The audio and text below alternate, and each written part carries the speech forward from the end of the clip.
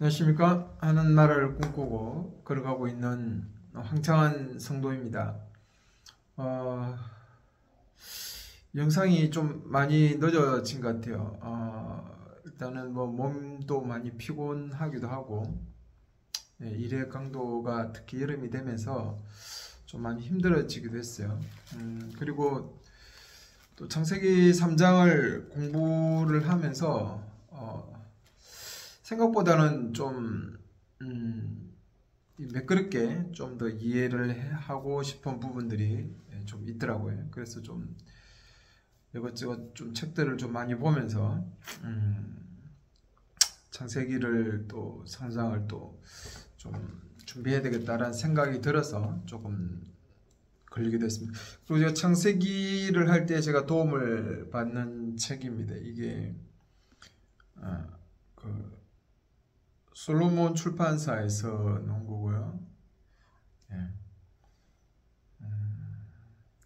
WBC 주석입니다. 주석이고, 물론 뭐 좀 진보적인 부분이 있지만 그래도 상당히 좀 더 성경적인 어떤 그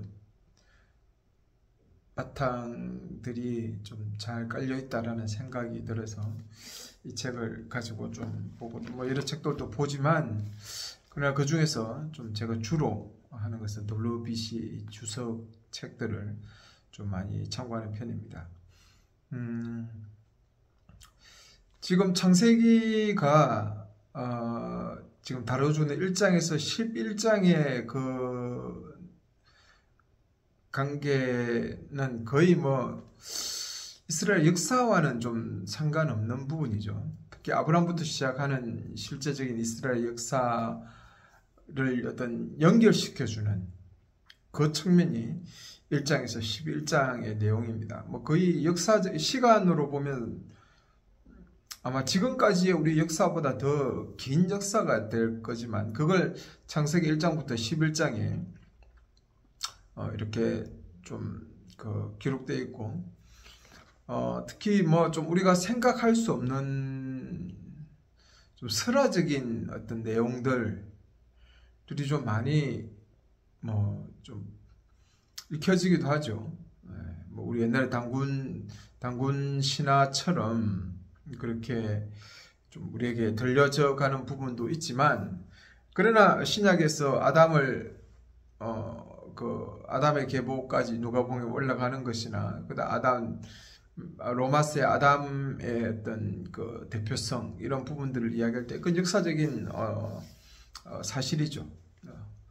뭐 설화로 치부할 수는 없는 내용입니다. 그러나 지금 우리가 지금 그 창세기를 듣는 그 2세대들, 출애굽한 2세대들, 특히 이제 가나안 땅에 들어가서 하나님 나라를 세워야 되는 그 막중한 임무를 받고 있는 그 2세대들이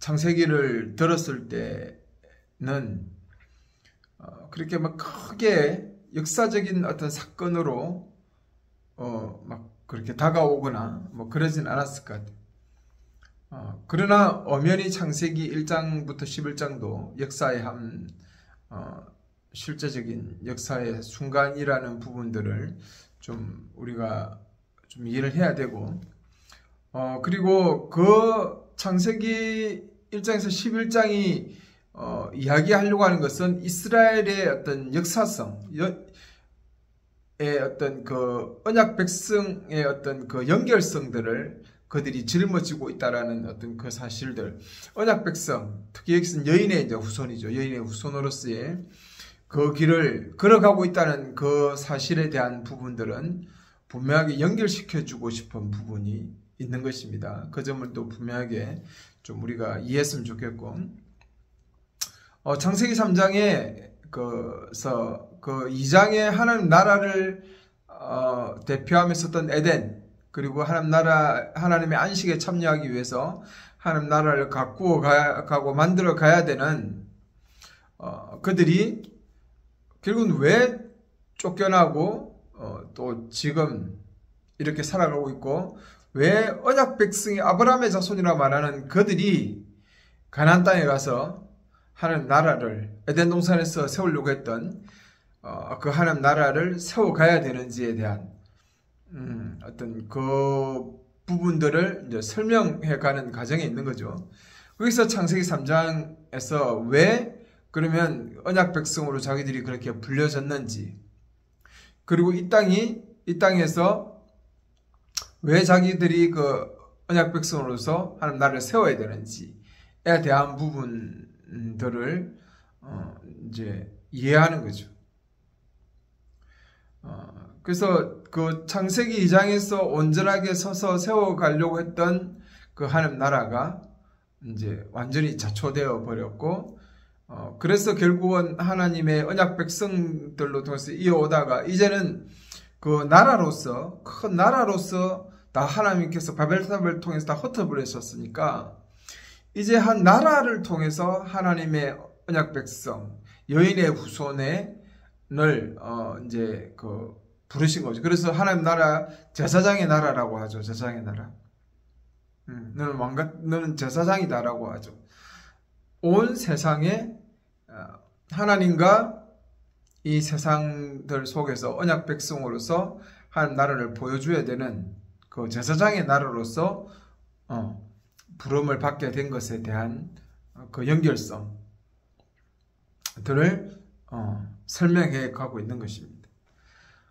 그 2장에서 출발했던 그게 시간이 얼마 정도 걸렸는지는 모르겠어요. 쭉 잘 그렇게 생활하다가 어느 순간에 뱀이 나타나죠. 뱀은 여호와 하나님이 만드셨다고 했어요. 그러니까 뱀 자체가 뭔가 어떤 문제가 있는,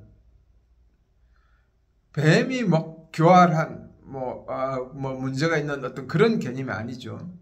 그 뱀을 통해 옛뱀이라고 하고, 이제 계시록에서 다 드러난 건 옛뱀이라고 하죠. 사단. 결국은 하나님의 그 계획을 방해하려고 하는 존재죠.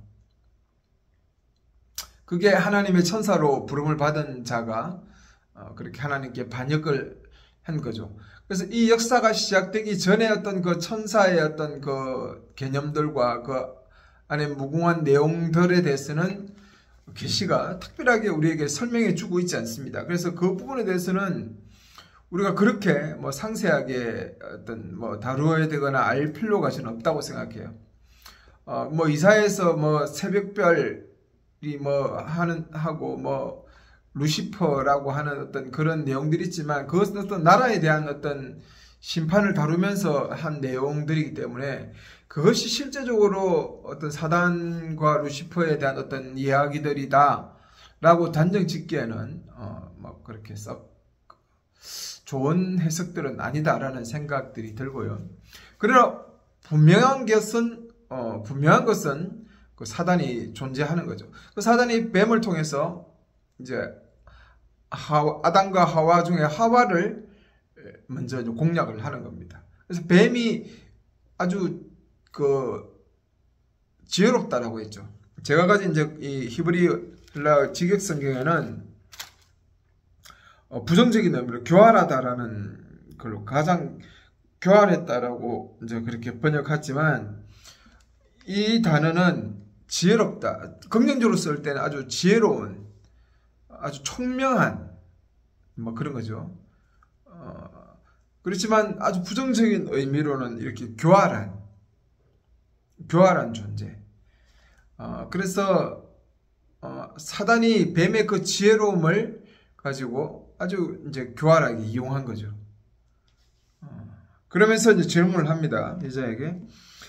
참으로 하나님께서 그 동산의 모든 나무로부터 나는 열매를 먹지 말라 하더냐. 그러니까 하나님의 어떤 좀 계획의 엄중성, 하나님이 뭔가 좀 강하게 그들을 억압하는, 하나님이 어떤 뭔가 독재자와 같은 그런 존재인 것처럼 접근을 시작합니다. 그러자 여자가 동산 나무의 열매 중에 우리가 먹을 수는 있다. 그러나 동산 가운데에 있는 열매는 먹지 말라 말고 손도 대지 말라. 그러니까 예사도 좀 더 거기에 하나님에 대한 어떤 이야기를 덧붙이죠. 아주 좀 엄격한 것 같다. 너무 엄격한 것 같다. 하나님 자체가 하나님이 너무 어떤 독단적이시다. 독재자와 같다. 어떤 그런 어떤 개념으로 이해하게끔 접근했고 또 그렇게 말을 하는 중에 언연 중에 그런 색깔들을 좀 드러낸 것이죠. 그래서 그 나무 동산 중앙에 있는 그 나무 선악을 알게 하는 지식나무죠. 거기서 율법이 그게 하나님의 계시 그 명령이 들어있기 때문에 그 하나님의 말씀들을 온전하게 지키고 그 말씀을 온전하게 따라가면서 하나님의 언약의 관계가 유지가 되어 가야 되는 것이죠. 그래야 그 나라가 하나님의 나라로서 하나님의 안식에 참여하게 되는 것입니다. 근데 그 하나님의 안식에 참여하는 그 하나님에 대한 부분을 완전히 이제 좀 잘못 이해하게 만들어 버리는 거예요. 독재자처럼. 그러면서 그 하나님의 계명에 말씀에 완전히 위배되는 말을 사단이 하게 되죠. 너는 결코 죽으리라고 했지만 하나님은 이 사단은 죽지 않을 것이다라고 했죠.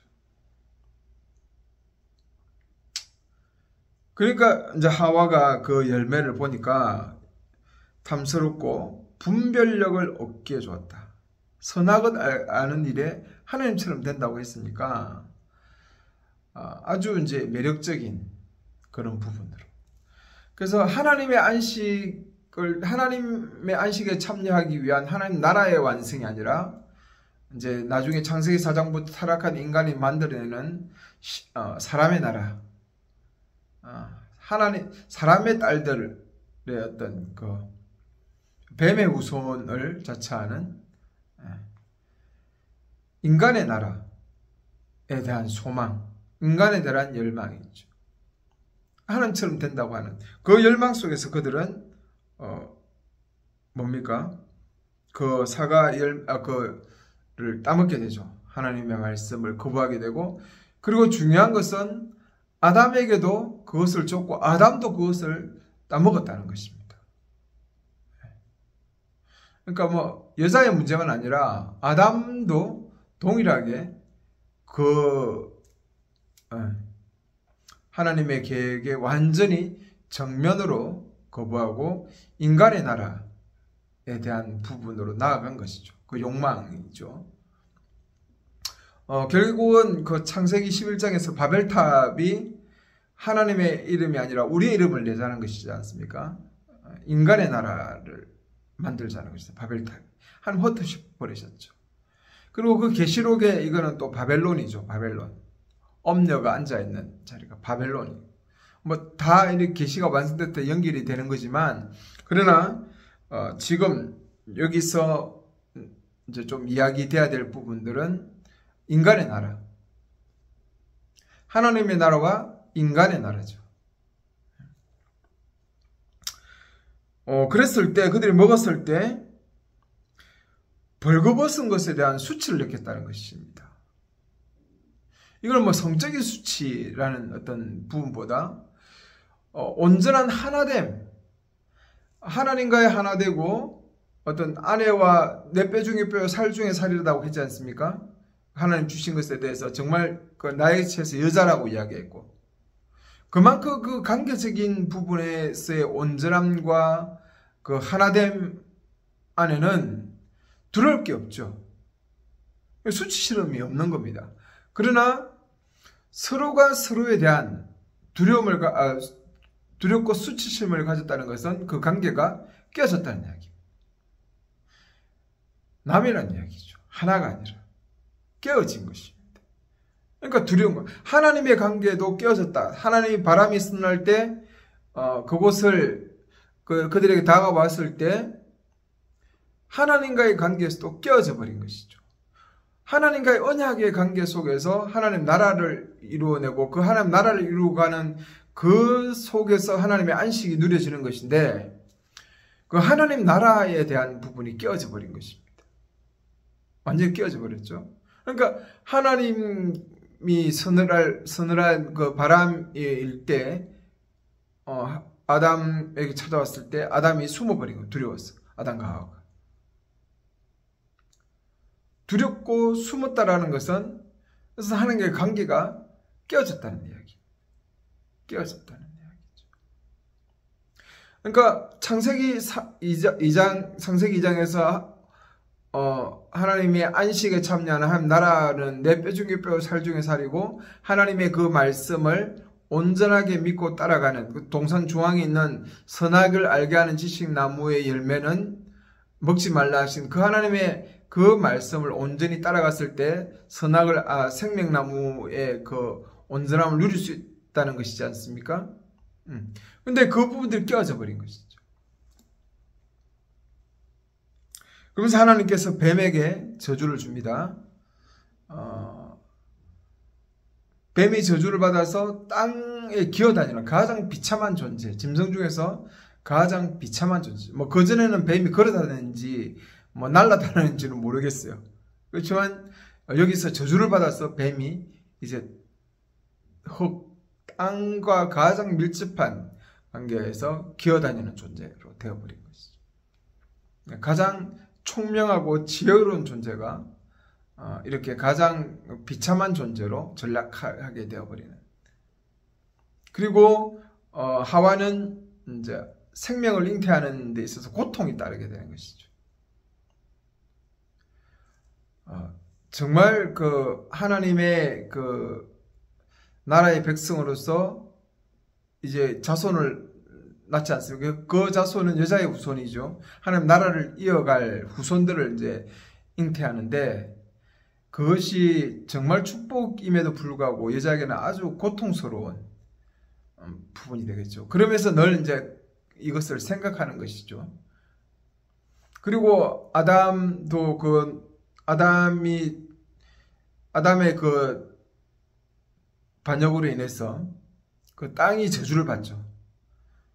그리고 가시와 엉겅퀴를 냅니다. 가시와 엉겅퀴는 그 식물이 자라는 것을 방해하기도 하고 그 결실을 많이 힘들게 하죠. 그리고 그 인간의 노력들을 많이 이제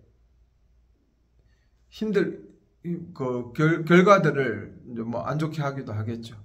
자연이 인간의 관계와 파괴된 것입니다.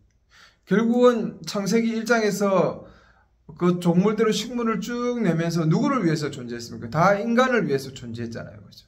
그러나 인간의 관계가 깨어지면서 인간을 힘들게 하는 도구로 또 땅도 저주를 받게 되어 버리는 것입니다. 그렇지만 이 사실을 아담은 제대로 이해했죠.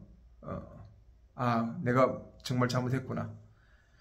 그리고 하나님 나라를 온전히 이루어 가야 되는데 그렇지 못했다는 사실을 인지한 거죠. 그래서 자기 아내 이름을 하와라 합니다. 하와라고 되는데 하와는 생명이다. 생명.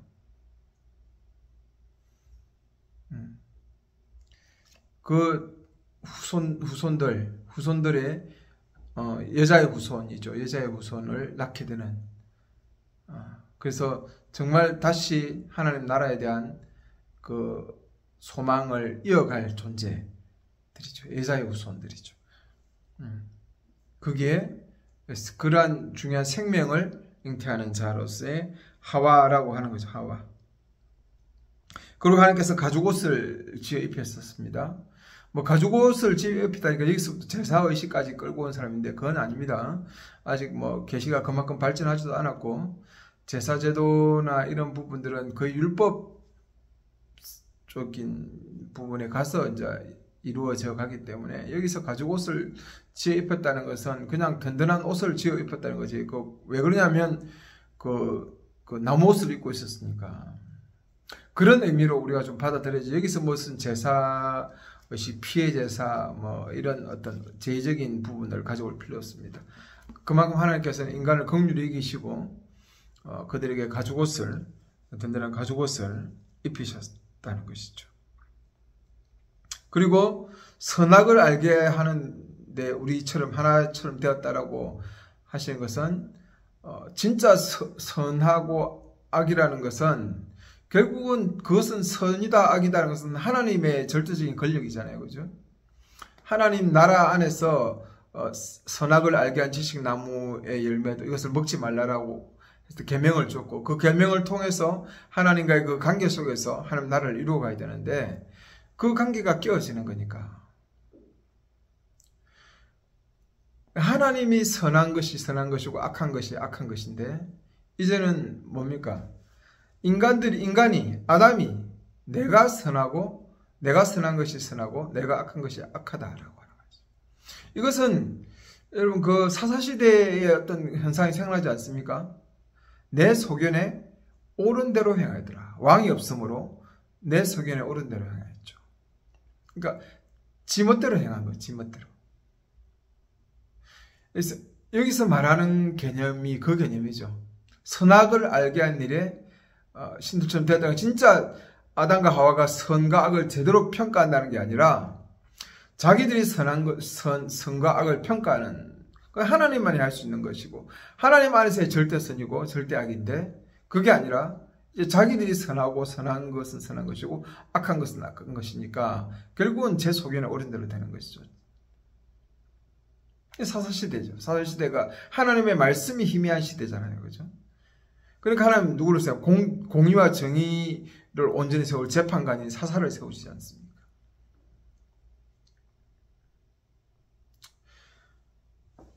자, 그리고 그들을 쫓아내시고 생명나무 그 에덴을 온전히 지키게 함을 통해서 그들이 더 이상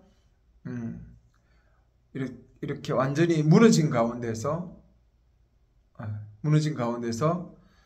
살지 않도록 다시 한 번 더 그 기회를 주는 것이죠. 아담과 하와를 통해서 다시 한 번 그 하나님의 안식에 참여할 수 있는 은혜를 진짜 이거는 은혜죠. 은혜를 베풀어 주신 것입니다. 그게 이제 그 우리가 창세기 3장 15절에 원시 복음이라고 하는 그 뱀의 후손과 결국은 하나님의 자손. 그 자손들이 계속 태어나서 누구까지 옵니까? 예수 그리스도까지 이르게 되죠. 그래서 그 언약의 자손, 하나님의 자손, 하나님의 백성들이 정말 중요한 것입니다.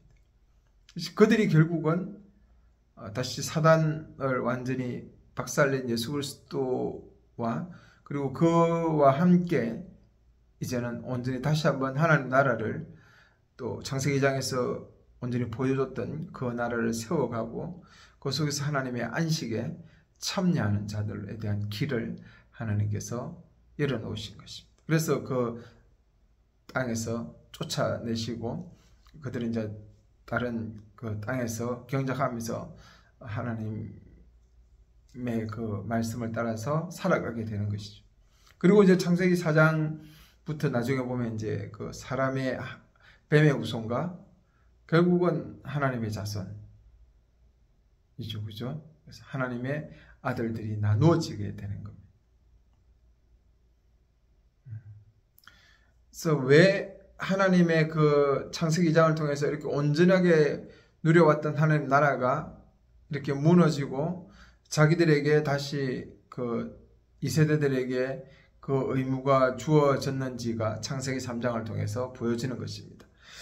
그리고 창세기 3장은 단순히 어떤 원죄, 물론 원죄적인 부분을 우리가 생각할 수 있지만 그 원죄라는 것이 어떤 내 인간의 어떤 악한 속성으로서의 어떤 개념으로서 좀 보지 않았으면 좋겠어요. 너무 개인적인 부분에 그죠. 그래서 그 아담의 대표성이라는 것은 결국은 그 하나님의 그 나라를 온전히 세워가는 그 부분에 있어서 그 중보자이죠. 중보자. 그 그 시대의 중보자였고, 그것을 이제 쭉 이어왔지만 온전하지 못하다가 예수 그리스도를 통해서 그것이 온전히 이루어진, 우리는 교회 시대 안에서 그것이 온전히 이루어진 어떤 그 열매들을 우리는 이제 받고 있는 것이고, 그 아담은 결국은 그 하나님의 온전한 중보자로서의 그 언약 백성으로서의 그 역할들을 온전히 못 해낸 것이죠. 그래서 단순히 우리가 죄라는 것을, 이 창세기 3장의 죄라는 것을 내 개인적인 문제, 내 도덕적인 문제, 내가 개인적으로 뭐 잘못하고 이런 어떤 부분보다 이 죄라는 부분은 결국은 하나님의 계획이 비틀어지는 것입니다. 창세기 2장을 통해서 세우려고 했던 하나님 나라, 그리고 그 속에서 누려지는 하나님의 영원한 안식에 대한 어떤 그 부분들이 끼어져 버린 것이죠. 그러니까 하나님 나라에 대한 부분을 깨어버리는 것들입니다. 그러니까 결국은 그것이 나중에 이제 드러나다 보니까 관계적인 단절들이 이루어져 가는 것이죠. 깨어져 버리는 것이죠. 온전한 하나됨을 통해서 누려야 될 하나님 나라의 안식들이 다 깨어져 버리는 것이죠. 그래서 너무 어떤 죄라는 것을, 죄라는 것을 개인적인 어떤 문제로만 좀 치부 않았으면 좋겠고, 하나님 나라에 대한 부분에 대한 것들을 잃어버리고 그 하나님 나라를 이루어가는 어떤 중심성들을 다 무너져 버리는 그것이죠. 하나님께 그게 대적하는 것이죠. 결국은 하나님 나라를 세워가고 이루어가지 않게 되는 그 부분이 죄의 가장 큰 핵심이고, 사단이 정말 원하는 것은, 우리 인류들을 통해서 정말 원하는 것은 이 땅에 하나님 나라가 서는 것에 대해서 진짜 싫어하는 것입니다.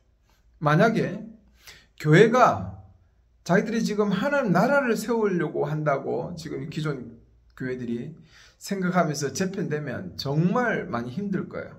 어려움들이 많을 거예요. 그렇지 않으면, 이렇게 지금까지 이렇게 흘러온 대로 되면 사단은 별로 거기에 대해서 큰 신경을 쓰지 않을 것 같아요. 근데 정말 하나님 나라를 세우겠다, 그리고 그걸 통해서 하나님의 안식, 이제 우리는 부활을 통해서 그 안식의 연장선까지 들어가지 않습니까?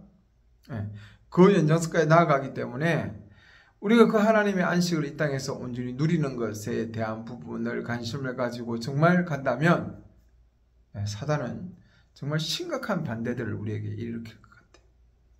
아직까지도 그 역량들을 가지고 최선을 다해서 방해하지 않을까, 그런 생각들을 다시 한번 좀 해보게 됩니다. 어쨌든 창세기 3장이 하나님 나라를 이루어가는 어떤 부분에서의 완전한 실패, 단절을 이루어버린 것이고, 우리 인간으로서는 이제 도저히 그 하나님 나라를 꿈꿀 수 없고 그 하나님의 안식에 참여할 길이 완전히 닫혀버린 거예요. 진짜 죽은 것이죠. 물론 나중에 흙으로 돌아가지만 실제적으로 하나님의 어떤 그 안식에 참여하는 것이 완전히 끊어져 버린 것이었지만, 그런 하나님은 다시 긍휼을 베푸시고 은혜를 주셔서 언약 백성들, 언약의 하나님의 자녀들, 여자의 우선을 통해서 다시 한번 그 길을 열어주셨고, 우리가 그러한 은혜를 받고 지금 예수 그리스도 십자가와 부활을 통해서 우리가 그 언약 백성으로 부르심을 받았고 참여하고 있다는 사실, 이것이 우리에게는 너무 감격이고 놀라운 것입니다. 특별하게 크게 이해된지 모르겠지만 계속해서 좀 더 쭉 연결해가면서 다시 창세기에 대한 부분을 또 온전히 만들어 갔으면 좋겠습니다. 오늘 여기까지 하겠습니다. 감사합니다.